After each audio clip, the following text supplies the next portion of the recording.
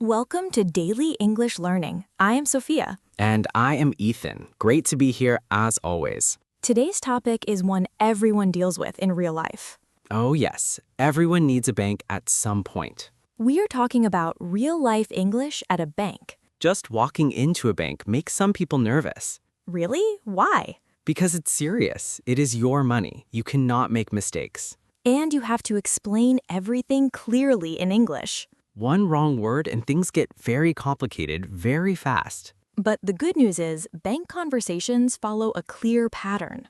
Always the same questions, always the same situations. So today, we learn exactly what to say in every situation. I genuinely needed this episode 2 years ago. What happened 2 years ago? I went to open a bank account and I had no idea what to say. Oh no, how did it go? I kept saying yes, yes, yes to everything without understanding.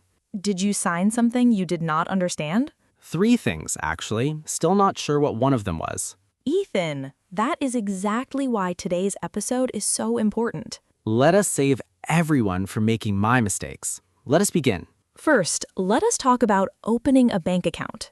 This is the most common reason people go to a bank. You walk in and approach the customer service desk. What do you say first? Always greet and state your purpose immediately. Like, good morning. I would like to open a bank account, please. Perfect. Simple and clear right from the start. And the officer will ask, what type of account would you like? This is where many people go blank. Because they do not know the different account types. So let us learn them quickly right now. Please, I still do not fully understand them, honestly. A savings account is for keeping your money safe and earning interest.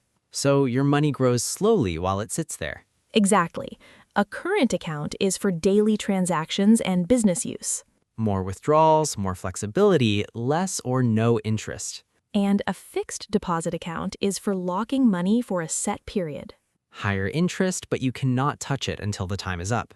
So you say, I would like to open a savings account, please. Or, I need a current account for my small business transactions. Always be specific. It saves so much time at the counter. I wish someone had explained this to me before my bank visit. Now, what documents do they usually ask for? The officer will say, could I see your identity document, please? You hand it over and say, yes, of course, here is my passport. Or, here is my national identity card as proof of identity.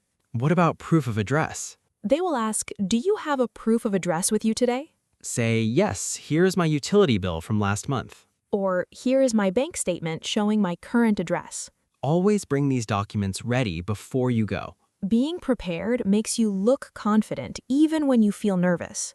And the whole process goes so much faster, too. Much faster. Officers appreciate prepared customers always. Now, let's talk about depositing money. This is something people do very regularly at banks. You go to the counter and say, good morning, I would like to make a deposit, please. The officer will ask, how much would you like to deposit today? Say, I would like to deposit 5,000 rupees into my account. Or, I have this check I would like to deposit, please. They might ask, do you have your account number with you? Say, yes, my account number is 012345678. Always speak your account number slowly and clearly. Digit by digit. Never rush through numbers at a bank. One wrong digit and your money goes somewhere else completely. That's a terrifying thought, honestly. Very terrifying, so always slow down for numbers. Got it. Slow down for numbers. Important tip. Now, let's talk about withdrawing money. Taking money out. Everyone does this regularly. You go to the counter and say, I would like to withdraw some money, please. The officer will ask, how much would you like to withdraw today? Say, I would like to withdraw 10,000 rupees, please. They might also ask, would you like that in large or small notes? Say, could I have it in 500 rupee notes, please? Or mixed notes would be fine, thank you. Always check the money before you leave the counter. Count it right there, in front of the officer. It's your right. No officer will be offended by that. And if the amount is wrong, say, excuse me, I think there may be an error here. I requested 10,000, but this seems to be 9,500. Stay calm, state the problem clearly. They will fix it immediately. Always check before you walk away from any counter, always. Now, let's do a full real-life conversation. Yes, my favorite part. I'll be the bank officer this time. And I'll be the customer. Let's begin. Good morning. Welcome. How can I help you today? Good morning. I would like to open a savings account, please. Of course. Have you banked with us before? No, this is my first time. I am a new customer. Wonderful. Could I see your identity document and proof of address, please? Yes, of course. Here is my passport, and here is my utility bill. Thank you. And could you confirm your full name and date of birth for me, please? Yes, my name is Sofia Ahmed, and I was born on the 5th of March, 1992. Perfect. And what is your current occupation, Sophia? I'm a freelance graphic designer working from home. Great. And what will you mainly use this account for? For receiving client payments and managing my monthly expenses. Understood. Would you like to set up internet banking as well today? Yes, please. That would be very helpful for me. And would you like a debit card linked to this account? Yes, I would. Could you tell me how long it takes to arrive? Your card will be ready in 5 to 7 working days. That's fine. Thank you so much. Just one more thing. What would you like your initial deposit to be today? I would like to start with 2,000 rupees, please.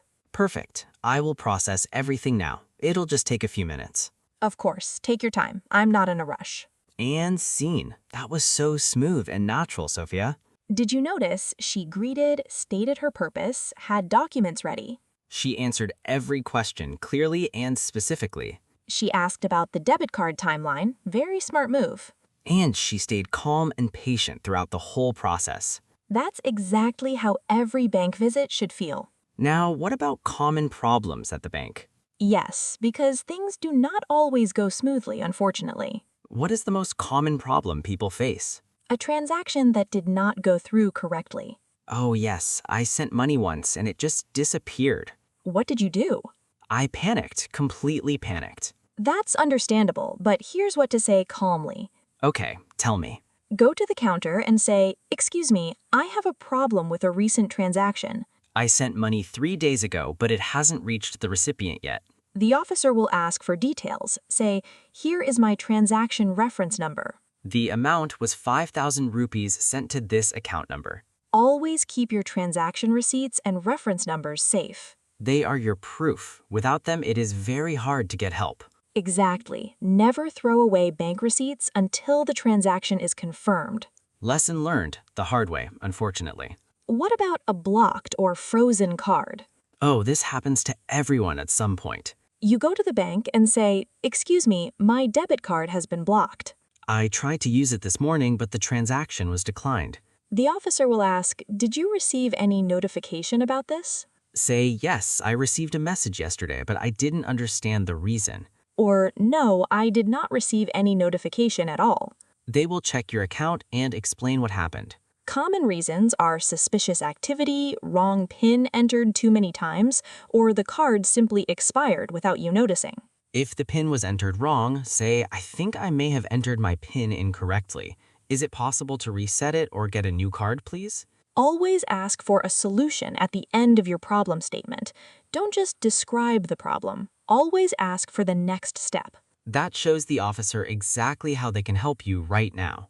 Let us also talk about asking about bank charges and fees. Many people pay fees without understanding what they're for. I see charges on my statement sometimes and have no idea what they mean. So ask. Always ask. It's your money and your right to know. How do you ask without sounding rude? Say, "Excuse me, I noticed a charge on my account last week. Could you explain what this charge is for, please?" Or, I was not aware of this fee. Is it a standard charge for all customers? And if you want to dispute it, say, "I don't believe this charge is correct.